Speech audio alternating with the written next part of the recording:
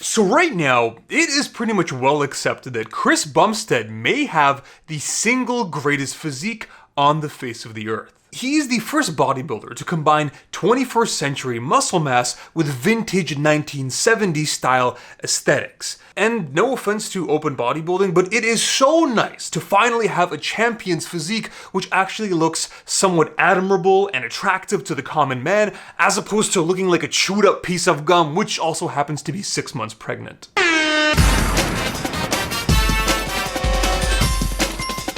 Sorry, but yeah, that's my opinion. And so this has spawned like a whole new generation of young bodybuilders and TikTokers and people who essentially idolize Chris Bumstead as the ideal goal physique. And to be honest, after seeing this, especially just a few weeks ago at his most recent Mr. Olympia win, I kind of have to count myself as part of this group because this is a fucking work of art. However, at the back of my mind, there still remains one question. One thing which is kind of like this nagging thought I have. What would his physique look like without performance-enhancing drugs? Look, it is pretty much no secret that at this point, if you want to compete in bodybuilding, let alone win the Mr. Olympia competition, you're gonna need some assistance. Welch's grape juice is just too good to go. And that's perfectly fine. However, at the back of my mind, there is still this undying curiosity for just what would his physique look like had he never upgraded beyond anything more powerful than regular old $20 creatine. But fortunately, this is not uncharted territory because we have actually ran this exact same thought experiment with Arnold Schwarzenegger a few months back. And so today I thought we would do this one more time. We are going to use my phenomenal Photoshop skills, which I stole from my girlfriend, to try and shrink down and naturalize Chris Bumstead to what he may have looked like if he was natural. Keyword being may look like, because all of this, guys, is just an estimation. Will this be somewhat of an accurate representation, or will this be just a dumpster fire of a failure and half of you guys are going to be roasting me in the comments saying that I am completely off? I don't know, but in this video, we're going to find out.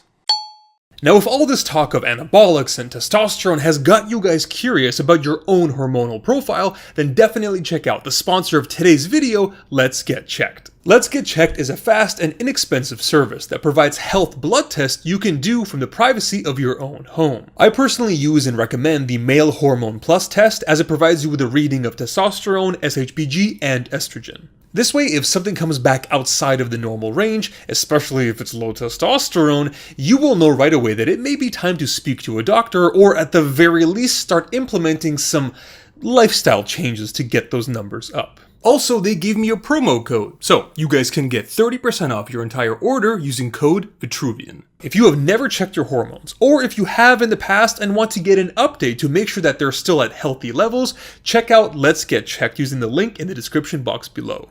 Okay, step one, we need to try our best to kind of estimate at what point did he switch to using more than just regular old protein powder. Now, first things first, if you go all the way to way back in his Instagram, and yes, I did have to scroll through like 7,000 posts, this is him at age 17. And right off the bat, you can already tell that he's kind of like, he's not a small guy. He's an individual, probably his entire life has always been towards the higher end of the spectrum from muscle at whatever age he is at. You know, this is what, him at 17 years old. And let's be honest, this physique, probably like doing basic workouts in his high school gym in preparation for like football, he already has a physique which is probably better than 99% of men out there. There are people who will have to work out for a decade and they still will not look like this.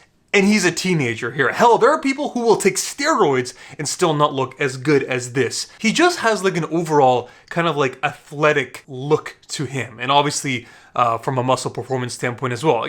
Right here it says 41.5 inch vertical, which is insane. That's literally higher than some guys in the NBA. I used to be into kind of like vertical jump training. I used to play volleyball and basketball.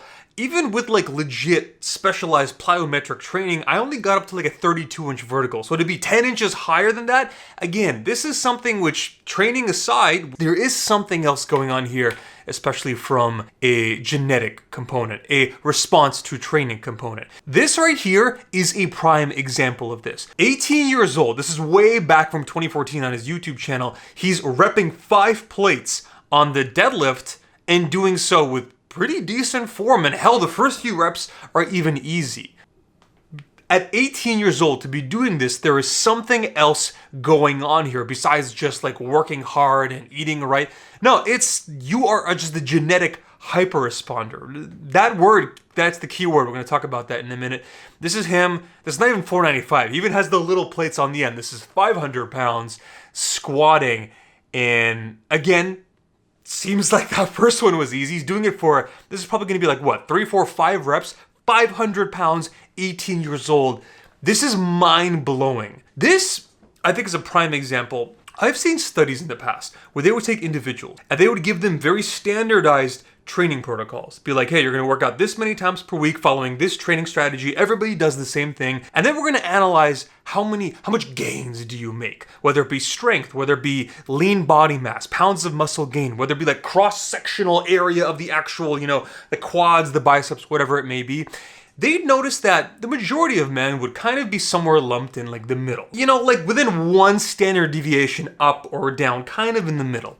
However, there are always a few unlucky bastards who'd be like way below everybody else. It'd be like 100 people and then like 3 guys down here who just don't respond to training at all, or at least not that much. In Chris's case, pretty much the flip side. In these studies, there were always a few lucky bastards who were like right here, just looking down on everybody else in this chart. These would be the hyper responders. Chris is definitely an example of that, because again, Mr. Olympia didn't just come from nowhere. It's something else, and that's what leads me to this. This is a photo that has been very popular on social media. This is from Chris Bumstead's own Instagram, where somebody asked him kind of like a photo of you when you were natural, probably when he was 18, 19, right before he jumped on Grape juice. To see a physique of this caliber for, let's say, conservatively speaking, 19 years old, this is insane. And this leads me to pretty much where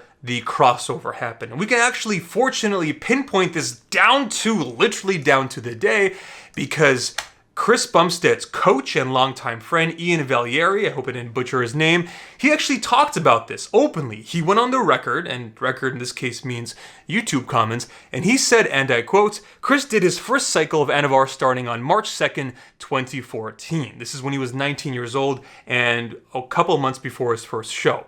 He did that for 6 weeks, then he decided to do the show. He also did 400 milligrams a week of testosterone. Nonetheless, it's not about what he did or how much he did, but it's when he did it. 19 years old, I think it was 2 to 3 months out for his first competition, which I actually dug deep and I found online was the 2014 Sudbury Open Regional Show. I feel so bad for these 2 guys, these poor schmucks who might be entering their first show. They think they're going to be competing against other guys, kind of like an introductory regional level show, and then they walk in and they're like, what the fuck is this?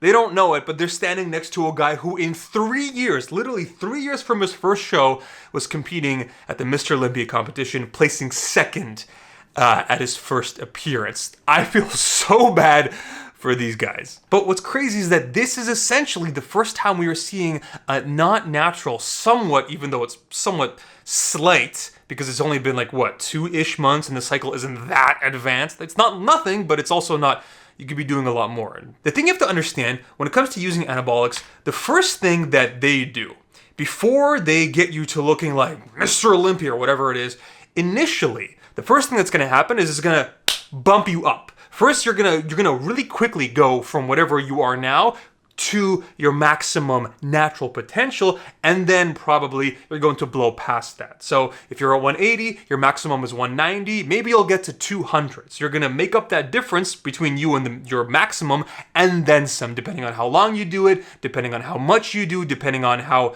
responsive you are genetically to anabolics. Remember, everybody is different. This is a big reason why, in a few minutes we're going to get to it, I want to look at these physiques primarily, as opposed to looking where Chris is now. The reason behind this is we are trying to figure out where a natural, maxed out Chris Bumstead would look like if he had never taken any anabolic substances, if he had continued training naturally, but he still did put in the time, put in the work, done everything correctly. He's still young, he's been training for a while. However, he has not yet surpassed his natural potential so much that the gap goes from this to this, which is kind of where it is now. This is him at his next show. This is actually a week later at the 2014 Ontario Provincial Championships. I will admit, I don't think it's his best showing. I think he was a little bit leaner and better conditioned in the prior show. Maybe something happened with his carb up. Maybe it's just, again, this is still his second show ever. He just doesn't look as crisp and as lean as he did in the prior showing. Either way, jumping ahead, this is him in 2020. This is where his physique really starts to take off and is no longer really optimal for our thought experiment. Again, the further we go out in terms of age and muscle and this and that, the more we have to shrink down to naturalize him, and it no longer becomes optimal. Okay, next up, we need to actually select which photos we will be using for the next step. The two that I've selected would be this one, which is him at the Ontario show back in 2014, the second show he ever did, and this one, which is his first show ever. And the reason I chose this one is because, at least maybe in this angle, this pose, whatever it may be, he looks phenomenal, don't get me wrong, but it's not that crazy. This is still like something which is not that far removed from what I would envision a naturally maxed out Chris Bumstead to look like, as opposed to where he is now, where it's just like you have just upgraded, evolved. Him as a kid is Charmander, this is Charmeleon. Where he is now is like fucking Mecha Charizard. Either way, these are the two photos that we will be using for this kind of Photoshop experiment. Okay, starting with this one. Right off the bat, the biggest things that, in my opinion, we have to reduce would be his upper body, specifically his shoulders. I've talked about the traps, and the shoulders are muscles which are being more responsive to anabolic steroid usage because they have higher densities, higher concentrations of androgen receptors. That's why a lot of people say like, hey, if you have cap deltoids, big circular cap deltoids and massive traps, you gotta be using something. That is sort of an oversimplification, but in this case, it does sort of apply. I brought down his back and his quads somewhat as well, because to have a back like that where it's literally like I could see his lats poking out even though I'm looking from the front is just, it's a lot. It's kind of hard in Photoshop to decrease the size of the chest because unlike the quads and like biceps, triceps, everything else which kind of stands out at the front, you can easily Photoshop down. With your chest, it's kind of facing you, facing the camera. It's kind of hard to work with that. So that's something which I had to, for the most part, due to technical difficulties, I had to kind of leave alone. However, this is my own personal rendition from an artistic standpoint of what a natural Chris Bumstead could look like, at least in this one instance. Still a fantastic physique, which is what, like me plus 40 pounds if I'm being honest, but it's not as crazy. Still got quads which look like they could squat well into the 400s and 500s. Fantastic arms, tricep, shoulders, everything. Still a very big dude. This still looks like a guy who's like easily 200 pounds plus on stage, but it's not like 230 plus pounds on stage. The next one, this one, if you actually look at, like, it's not that crazy. His biceps are good, but they don't look that massive. The only things that really stand out in this photo would be his quads, his shoulders, and his conditioning. He's very lean. And only two of those are 100% due to, using more gear. Because people will say like, oh, you can't get that lean, it's gotta be steroid use.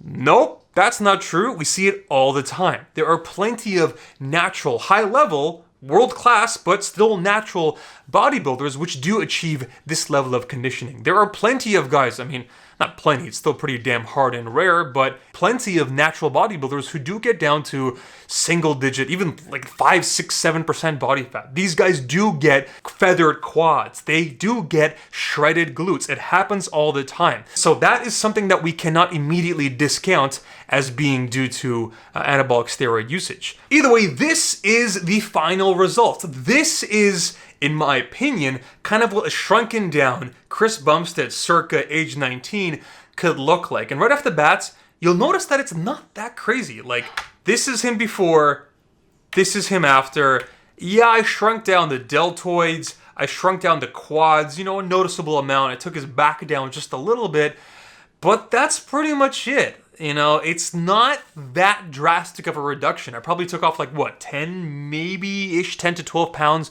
in muscle mass, visually speaking. And what's interesting is that this actually reminds me of this pose specifically. There's this one photo which always kind of stuck at the back of my mind.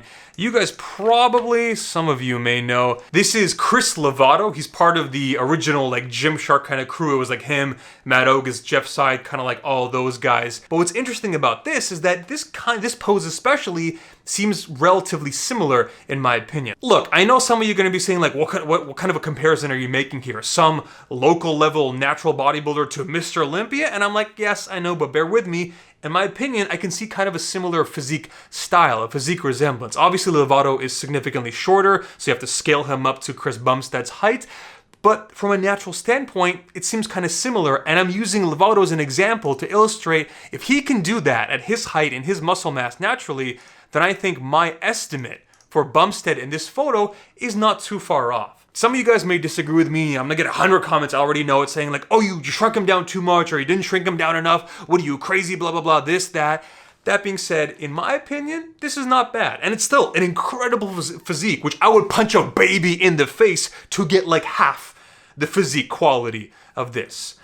Either way, guys, that about does it for this little thought experiment of mine. Let me know down in the comments what you think. I am very interested in hearing your opinion, even if it is, you know, Igor, dead on, you did great, or Igor, what the fuck are you smoking? You're off by 30 pounds. Whatever it may be, I'm still very interested in hearing your opinion. And also hearing if you like these kind of videos to begin with. And if so, who should I do next? Also, one more thing, a little bit of an announcement. I have to admit that I have finally caved in and I have joined the TikTok generation. That's right now you can follow me at VitruvianPhysique. Come on by, stop in and watch me frantically try to cut my 40-minute videos down to 60 seconds. God help me. As always, guys, I appreciate each and every one of you for stopping by, and I'll see you in the next one.